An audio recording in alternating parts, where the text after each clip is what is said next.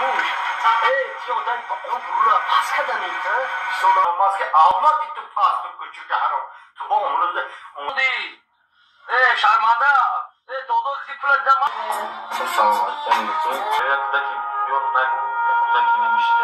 خیلی همی برام با کلوی بلند رسان. اینا میلیچ نته دارم. سلام برادران عزیز.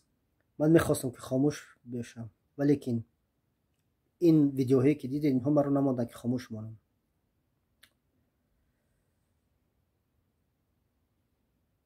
سگ بچه‌های بران من شما رو گفتنی هستم که هر بیشه گمان مبر که خالی است شاید که پلنگ خفته باشد. شما چه حق داری که عبدالرزاق تحقیر میکنه؟ کی به شما اجازه داده است؟ شما خاطر کیه که وای بیا ایسو میکنین فلان میکنین؟ من همه ویدیوهای سخنوی بطن نموندم. عبدالرزاق خداوند با وی قد نداده است ولیکن ناموسش داده است، ناموس ملت، ناموس دین. عبدالرزاق سوادش از همه شما بهتره، گرچند که جوانه و حاضر دیروز 17 ساله بود و یا استفاده برد ولی امروز او جوان 18 ساله شو تمام. صاحب حقوق میتواند که خودش چیکار کند، با کی شرطنامه بندد با کی نبندد. اگر تو برانی تو کی تو اگر و یا همچون فرزند قطعی فرزند برین میدونستی فرزند برین رفتار میکرد ولی داخل چیکار کردی؟ خوردنی وی هم اومدی گفتی که وی هیچی نداشت هیچی نمیخورد. من با وی ساسیسکای کانادسکی این حسیبی که آدمای بیرون از تاجیکستان هزار نمود حسیبه این عیبه برای اونای سخنی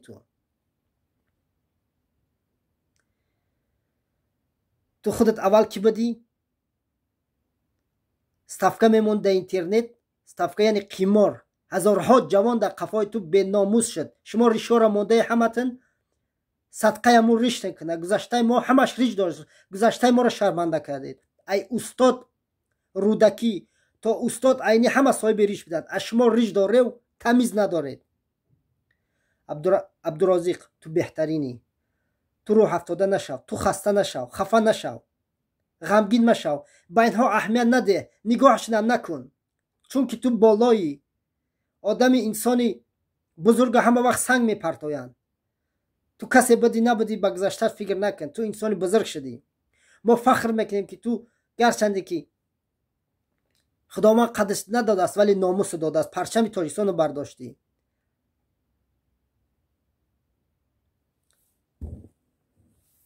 بعد گفتنی هم که هیچ کدام شما با عبدالرزاق برابر شده نمیتونید. عبدالرزاق در جهان چنانه که صدرالدین میشناس، بزرگان ما را میشناسند، شبنم میشناسند، دلیل نظر میشناسند و همین خیلی میشناسند و گوش میکنند. در آینده انشالله خواستاریم که با قله های بلند زندگی برسی، با این گپ های بیهوده به اینا اهمیت نده، هیچ کس نتاز برای پیش.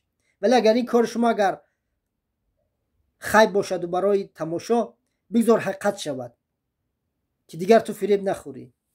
باقی در امان خدا.